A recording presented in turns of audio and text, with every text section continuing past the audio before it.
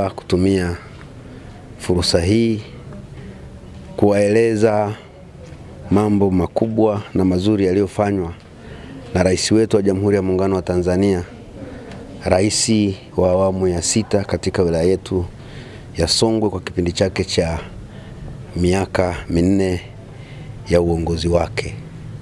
Nyie ni mashahidi kwenye sekta ya barabara kupitia TARURA.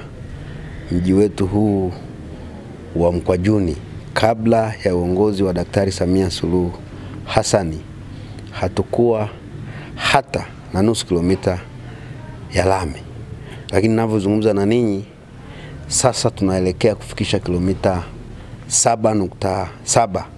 Tayari kilomita 4 zimeshajengwa kwa kiwango cha lami kwenye mitaa yetu ya hapo Mkwajuni, ambapo ndiko yaliko makao makuu ya wilaya ya Songwe. Hivi ninavyozungumza na ninyi kuna mradi unaendelea wa kilomita 3.7 ambao sasa utakamilisha barabara zilizojengwa kwa kiwango cha lami katika mitaa yetu ya mji wa Mkwajuni. Zitafika jumla ya kilomita 7.7 kama nilivyosema awali. Lakini wilaya ya Songwe tuna vijiji 43, kata 18, vitongoji 205. Wakati wote Daktari Samia Suluhu Hassan kupitia mfuko wa barabara ameendelea kutuletea fedha kwa ajili ya kujenga madaraja madogo madogo katika vijiji vyetu, lakini na barabara zinazounganisha vijiji vyote vya wilaya ya Songwe pamoja na kata zote za wilaya ya Songwe. Pamoja na mvua nyingi zinazonyesha katika taifa letu, lakini bado barabara zetu zinapitika. Wananchi wanapata nafasi ya kusafirisha mazao yao kuyapeleka sokoni kutoka kule kwenye kata na kule kwenye vijiji. Lakini kupitia TANROADS tumetoa zaidi ya shilingi bilioni 9.5 katika kipindi cha uongozi wa Daktari Samia Suluhu Hassan.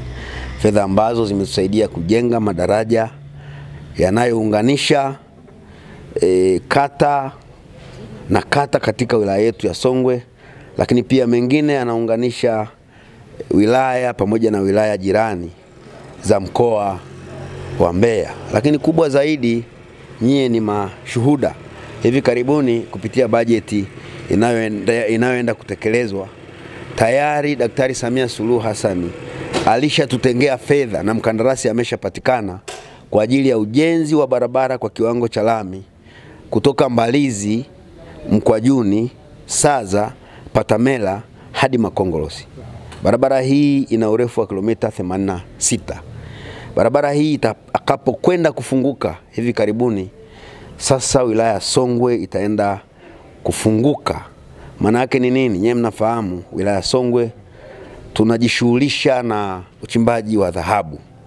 Tunaenda sasa kuanza ujenzi wa mgodi wa rare earth metal kule Ngwala. Tunalima sana katika wilaya yetu ya Songwe.